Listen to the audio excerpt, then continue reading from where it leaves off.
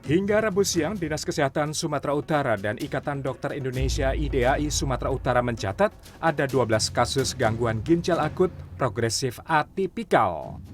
7 orang diantaranya meninggal dunia, 6 orang meninggal saat dirawat di RSUP Haji Adam Malik Medan. Seorang lagi meninggal di salah satu rumah sakit swasta di Medan. Satu pasien gangguan ginjal akut progresif atipikal masuk rumah sakit Adam Malik Medan pada Selasa. Anak berusia 3 tahun asal kota Binjai itu dirawat di ruang PICU atau ICU anak. Hari ini kita melakukan penyelidikan epidemiologi. Kita mau tahu by name by address, apa sih penyebab ini. Masih di Pulau Sumatera, di Provinsi Jambi, 2 pasien anak yang mengalami gagal ginjal akut meninggal. Salah satunya sempat mendapatkan tindakan medis cuci darah 5 kali tetapi nyawanya tetap tidak tertolong. Sedangkan 1 pasien lagi masih belum sempat menjalani cuci darah.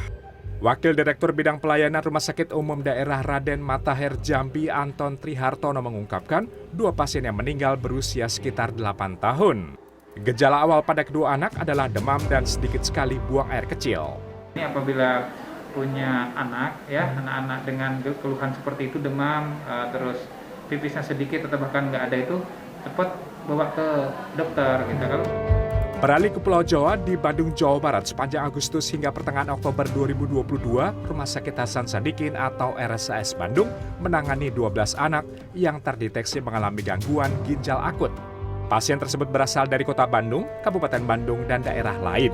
Mayoritas pasien adalah balita berusia di bawah 5 tahun dan usia tertua adalah 13 tahun.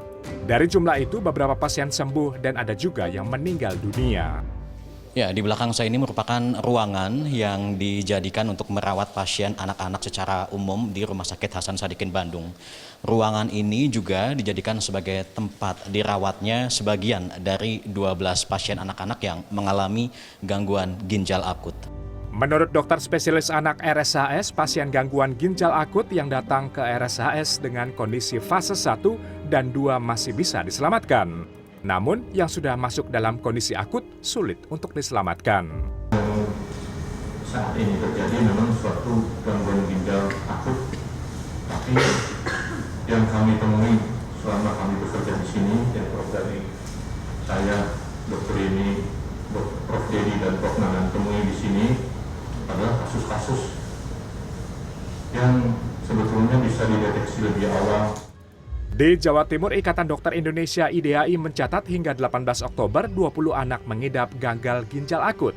Sementara yang terjangkit adalah balita berusia 1 hingga 5 tahun.